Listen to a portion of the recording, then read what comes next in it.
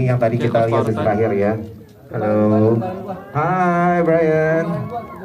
Oh kembaran lo ya? Yakin Pak, keren banget. Rachel Amanda. Wow, hai. Halo. Silakan Rahel. Oke, Ridwan Remen. Nah, ini yang Joko ya, pemeran Joko ya. Yes, halo Mr. Joko. Dan juga ada Ibu Oki Setiana Dewi. Assalamualaikum Ibu. Salam buat Ria Ricis ya. Mereka kan adik kakak, ya kan? Gitu loh ya. Baik, yang berikutnya ada Rita Nurmaliza. Wow, halo. Dan yang berikutnya the one and only the legend ya, legenda film Indonesia. Ini harus tepuk tangan yang luar biasa semua teman-teman ya. Ibu Dewi Irawan. Gak ada? Oh, tepuk tangan aja ntar ya, doain aja semoga sehat ya. Baik, dinasnya ada. Apapun gue loh. Oke, baik kalau gitu kita mau undang juga produser kita untuk film yang hebat nih, Bapak Oswin Bonifan Sugeng. Saya menjadi semaksimal mungkin saya berakting gitu. Terima kasih ya Amanda, Brian, Amanda juga. Terima kasih. Luar biasa ya Bang.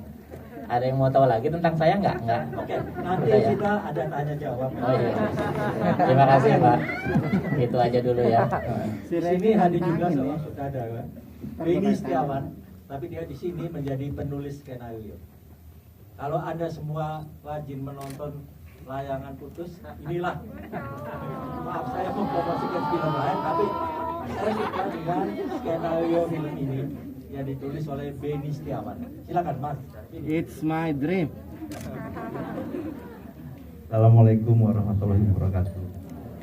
Ya, saya di sini sebagai penulis yang memang waktu itu ditawari oleh Pak Oswin, dan memang saya bukan saudaranya loh, karena nggak bisa bahasa Belanda waktu itu.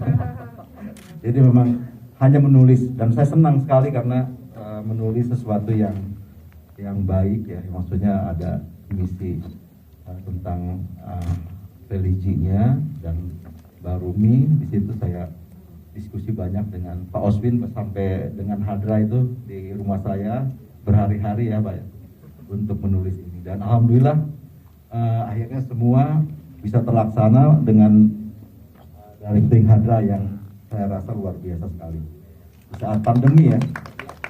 Terima kasih sudah membuatkan ini film skenario dari saya Hadra. Singkat cerita, ketika pertama kali saya dikasih skenario, saya biasanya kalau saya baca skenario, kalau saya nggak terlalu tertarik, nggak sampai habis bacanya. Tapi ketika saya baca skenario, ceritanya bagus, saya langsung baca sampai habis, dan saya katakan saya mau main film ini. Ini bukan film religi pertama saya, tapi film ini berbeda dari film religi yang sebelumnya. Film ini bisa dinikmati untuk anak-anak muda, dan rasanya banyak yang mungkin dalam kisah hidup mereka sama, relate gitu ceritanya. Saya juga berterima kasih karena saya diberikan keleluasaan untuk banyak berdiskusi juga dengan Mbak Hadra. Mbak Hadra memberikan kepercayaan yang luar biasa kepada saya untuk mengisi bagian dialog-dialog, khususnya pada bagian-bagian ceramah. Terima kasih Mbak Hadra untuk kesempatan dan kepercayaannya.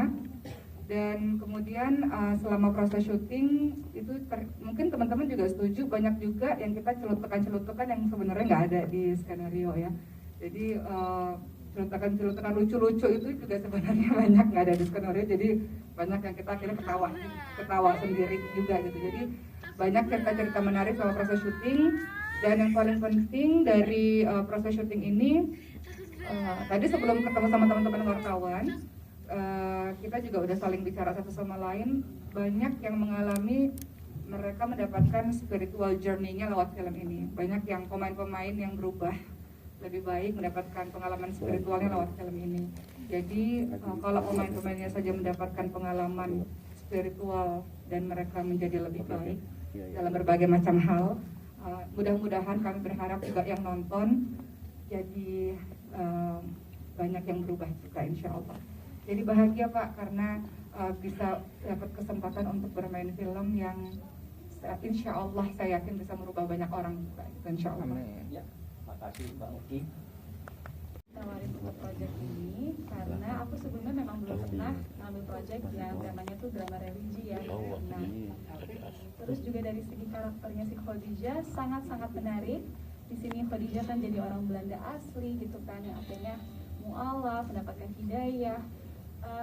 Aku seneng aja sih bisa terlibat dalam project yang juga dapat menginspirasi orang banyak gitu. Dan ya insya Allah ya.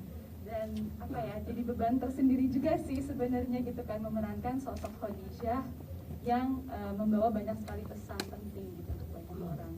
Dan jujur aku seneng banget sih karena banyak sekali tantangannya gitu ya, dari segi aksennya gitu kan, harus bisa belajar bahasa Belanda, dan penampilannya pun juga sangat berubah gitu kan.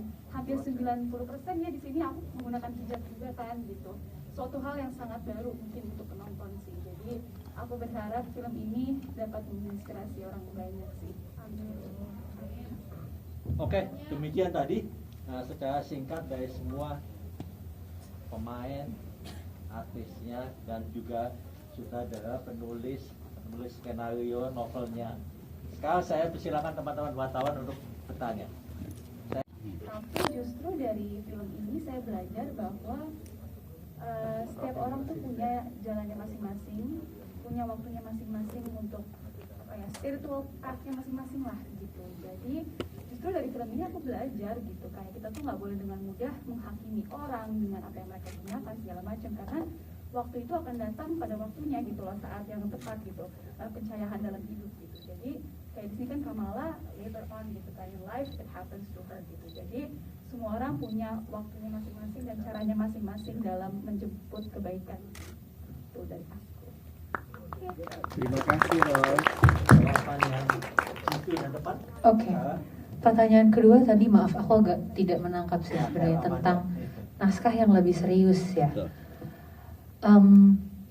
Gimana ya? Jadi sebenarnya kan mungkin yang ditangkap serius adalah karena di film ini karakter Kamala jadi sosok yang punya perjalanan spiritual, cinta yang mungkin lebih pelan-pelan dia dewasa karena kejadian-kejadian dalam hidupnya yang akhirnya mengantarkan dia sampai sana. Buatku sebenarnya di setiap naskah film tuh serius sih gitu. Jadi maksudnya bukan tidak bilang bahwa film lain atau film-filmku sebelumnya atau mungkin nanti film setelahnya gitu akan menjadi kurang serius atau lebih serius lagi gitu. Jadi kayaknya film itu tuh cukup serius di jalannya masing-masing. Jadi kebetulan untuk film Merindu Cahaya di Amstel ini difokuskannya memang ke perjalanan keempat anak muda ini, tapi mungkin lebih fokusnya di cinta dan spiritual gitu, mencari jati dirinya sebagai muslim. Jadi menurutku semua film tuh serius gitu, maksudnya serius dengan naskahnya, dengan ceritanya masing-masing. Jadi harapanku bukannya kita juga akan mencari cerita yang lebih serius, tapi kita semakin serius dalam mengerjakan semua cerita gitu, semua genre, semua bentuk cerita, karena menurutku juga banyak sekali cerita yang sebenarnya masih bisa disampaikan gitu. Jadi itu sih, mudah-mudahan ya akunya juga lebih serius dalam mengerjakan proyek-proyek lainnya gitu, bagaimanapun ceritanya. Itu kali. Tadi nextnya buat siapa ya? Pak Oswin ya? Bahadua. Dengan tujuannya yang lebih mulia gitu, bukan sekedar nyari cinta-cintaan doang gitu. Tuh suka banget dengan dialog yang simple, tapi kalau saya sih ngerasanya kena gitu ke semua orang gitu. Terima kasih sekali lagi Ibu udah merhatiin saya. Oke, mungkin Muhammad Nicholas menjawab, silakan. Pertama-tama terima kasih Bu udah menanyakan pertanyaan itu. Aku mau nanya itu adegan yang pas aku sama Khadijah ya? Yang sama Khadijah sama Kamala? Kamala. Hah? Ya kayaknya Khadijah yang sebut ya, bukan? Sorry, aku nggak kelihatan. Waktu yang mana yang waktu cinta segitiga itu ya? Aku mencintaimu ya. Yang segitiga itu Khadijahnya kan mengalah. Sebetulnya dia mencintai Niko kan, tapi dia mengatakan aku tidak mencintai karena dia menjaga Mala ya, supaya Niko jadi dengan Mala. Itu kan persahabatannya yang baik karena kita juga dalam hidup kita sebaiknya tidak mengambil yang kawan kita suka. Paham. Kalau kita perempuan, laki-laki mereka sama suka, si laki-laki mencintai kita jangan kalau saya. Oke, baik. Bagus Ibu, terima kasih, mantap. Mungkin itu